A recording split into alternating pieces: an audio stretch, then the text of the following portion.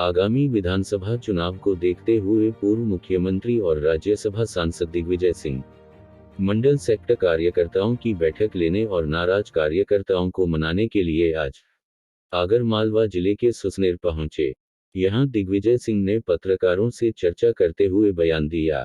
दिग्विजय सिंह ने कहा, यह तो जनसंपर्क है, हम लोग कांग्रेस कार्यकर्ताओं से मिल रहे हैं, बात कर रहे हैं। हमारे जो संगठन का स्वरूप है, बूथ, सेक्टर, मंडल, ब्लॉक, उनसे चर्चा कर रहे हैं। उसकी तैयारी है। कांग्रेस के कार्यकर्ताओं को उत्साह देना और उनके साथ सामंजस्य बिठाना, संवाद करना, उनके साथ समन्वय की स्थिति लाना, यह तरीका है। कांग्रेस को स्पष्ट बहुमत मिलेगा, चेहरा भी साफ कमलनाथ रहेंगे। पुलवामा अटैक को लेकर कहा कि मैं तो शुरू से ही कह रहा हूं कि पूरे सूचना तंत्र का फेलियर है, इंटेलिजेंस का फेलियर है, इसकी जिम्मेदारी सरकार की है। कहा नहीं जा सकता कि पुलवामा का हमला सर्जिकल स्ट्राइक और उसके बाद लोकसभा चुनाव इंटरकनेक्टेड है। पुलवामा का तो स्पष्ट है, उनके गवर्नर साहब स्पष्ट कह रहे हैं। और उनको स्वयं मोदी जी ने और अजीत डोभाल जी ने चुप रहने को कहा था। मोहन भागवत के मदरसा में जाने को लेकर किए गए सवाल पर कहा कि बात यह है कि संविधान में हर धर्म का पालन करने का अधिकार सबको है और हर व्यक्ति की अपनी आस्था जिसमें है वहां वो जाता है। हम लोग मदरसे में चले जाते थे या ईदगाह में चले जाते थे तो तुष्टीकरण का आरोप लगता था। और मोहन भागवत जी जा रहे थे, इसके बारे में क्या कहना है भाजपा का? मदरसे के बारे में पहले से सरकार के नियम बने हुए हैं, कानून बना हुआ है, उसका पालन होना चाहिए। जो नियम कानून है उसके अंतर्गत काम होना चाहिए। वोट बैंक की राजनीति को लेकर कहा कि वोट बैंक की बात हम करते नहीं, हर व्यक्ति को अपना निर्णय लेने का अधिकार है। राहुल गांधी को सूरत की अदालत से राहत न मिलने के सवाल पर पूर्व मुख्यमंत्री दिग्विजय सिंह ने अमित शाह पर निशाना साधते हुए कहा कि हमें उम्मीद नहीं थी और यह मैंने पढ़ा है। कहां तक सही है मुझे नहीं मालूम कि जो जज साहब अभी हैं वह अमित शाह के वकील रह चुके हैं। आगरमालवा से धीर पांड्या की रिपोर्ट। राहत नहीं मिली है, क्या अब आगे हमें उम्मीद नहीं थी, क्योंकि आप जान चुके हैं और ये मैंने पढ़ा है, कहाँ तक सही मुझे नहीं मालूम, कि जो जज साहब अभी हैं वो पूर्व में अमित शाह जी के वकील रह चुके हैं। जयवर्धन सिंह जी को आपने उज्जैन इंदौर की कमान सौंपी, चुनाव तो जयवर्धन सिंह जी को कमान सौंपी उज्जैन इंदौर।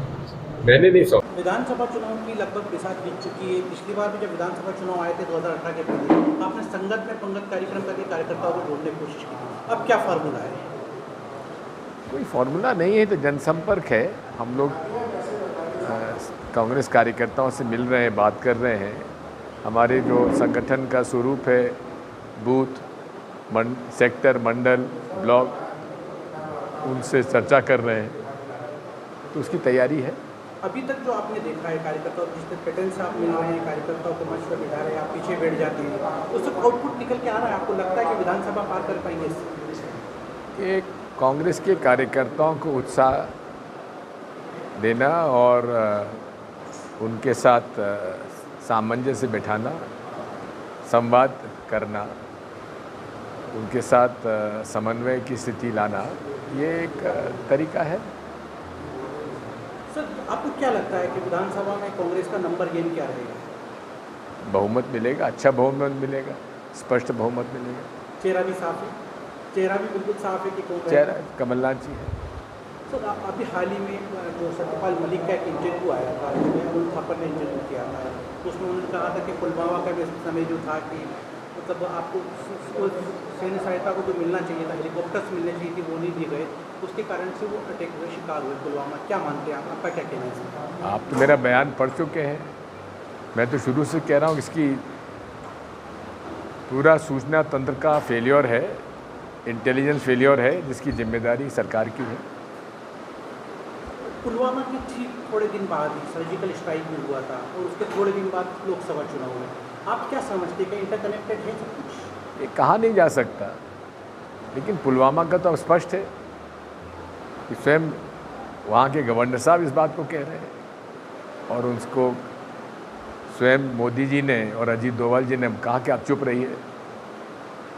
उस चुप रहने के वो आदेश था या केवल संकेत था? क्या मानते हैं? आदेश था। जिस तरीके का बयान आया था आपका कि पहले कांग्रेस की जब मंदिर और मस्जिद जाते थे तो बीजेपी वालों को पेट में दर्द होता था, अब बीजेपी के मोहन भागवत संघ के मोहन भागवत मंदिर मस्जिद जा रहे हैं, तो ये कांग्रेस को भी इसी तरीके का दर्द आपने का बयान था? ऐसा देखो, बात यह है कि संविधान में हर धर्म का पालन करने का अधिकार सबको है और हर व्यक्ति की अपनी आस्था जिसमें है वहाँ वो जाता है। हम लोग कभी मदरसे में चले जाते थे या ईदगाह पे चले जाते थे तो हम पर तुष्टिकरण का आरोप लगता था, और मोहन भागवत जी जा रहे हैं तो इसके बारे में क्या कहना है भाजपा को?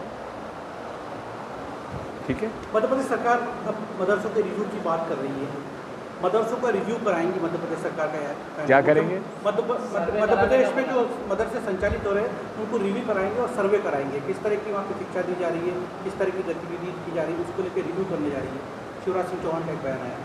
पहले से सरकार के नियम बने हुए हैं, कानून बना हुआ है, उसका पालन होना चाहिए।